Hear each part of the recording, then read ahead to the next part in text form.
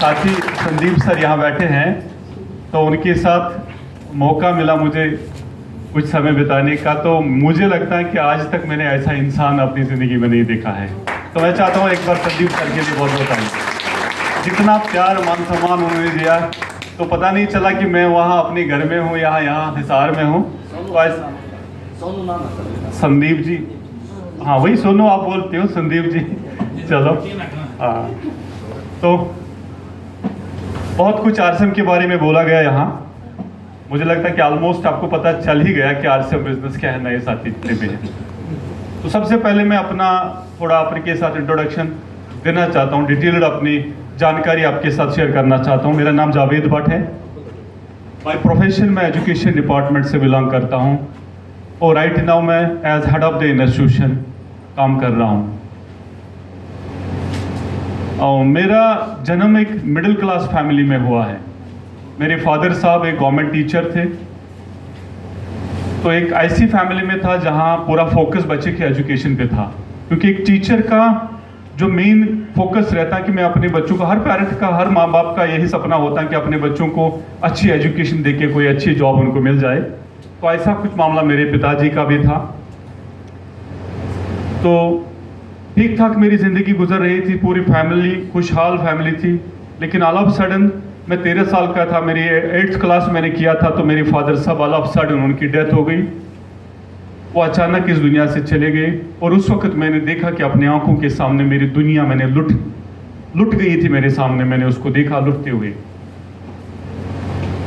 तो उसके सामने एक ही सिचुएशन मेरे सामने आ रही थी कि एक तो मेरे 3 छोटे भाई थे, एक मेरे सामने मेरी माँ थी जो उस वक्त 36 एज थी उनकी, and I was the eldest son of my parents. सबसे बड़ा था मैं, और जिम्मेदारी उन कंधों पे आ गई जिस समय एक बच्चा, उसकी चॉकलेट खाने की एज होती है, बच्चों के साथ खेलने की उम्र होती है, और उस वक्त पूरी रिस्पॉन्सिबिलिटी नन्हे कंधों पे आ गई।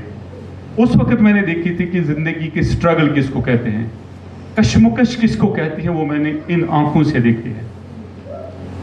तो उसके बाद मेरी माँ, जो इस दुनिया की मैंने ग्रेटेस्ट लेडी देखी है आज तक, सबसे बहादुर अगर मैंने कोई लेडी देखी है वो मैंने अपनी माँ देखी है।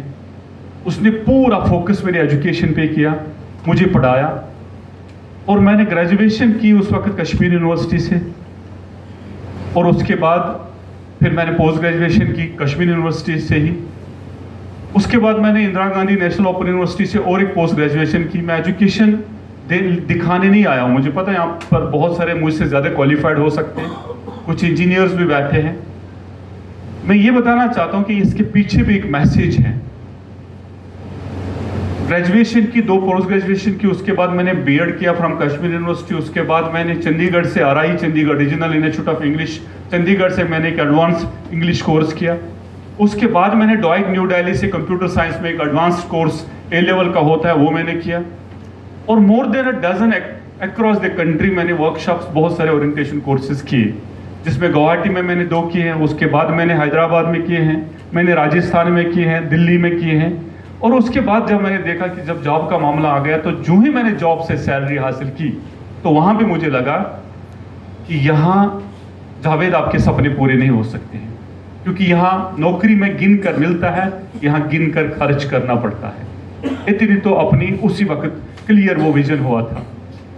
लेकिन एक ऊपर वाले का फजल था, एक बहुत, मैं कहता हूँ कि भगवान अल्लाह का एक बहुत बड़ा, मैं कह सकता हूँ कि वो मेरे पास ब्लेसिंग थी कि बचपन से मैं ड्रीमर था, जिंदगी में कुछ करना चाहता था। अब जो ही कोई बड़ा बंगला देखता था, बड़ी गाड़ी गुजरती थी, तो रोंगटे खड़े हो जाते थे, पसीना छूट जाता था कि अपना भी एक दिन होगा कि ऐसा अपने पास भी लाइफस्टाइल होगा। तो ऐसी जिंदगी चली। तो मैं ईगरली वेट कर रहा था एक अपॉर्चुनिटी के लिए कि मुझे एक मौका मिले। मेरा फादर साहब, उसका एक सपना था कि मेरा बेटा डॉक्टर बन जाए। ये उसने पूरे मोहल्ले को, क्या पूरे गांव को, पूरे डिस्ट्रिक्ट को पता चली थी। जो उसके साथ टीचर जॉब करते थे, उसका एक कि वो हर बार कहता था कि मेरा बेटा डॉक्टर बनेगा। मैं वो सपना पूरा नहीं कर पाया,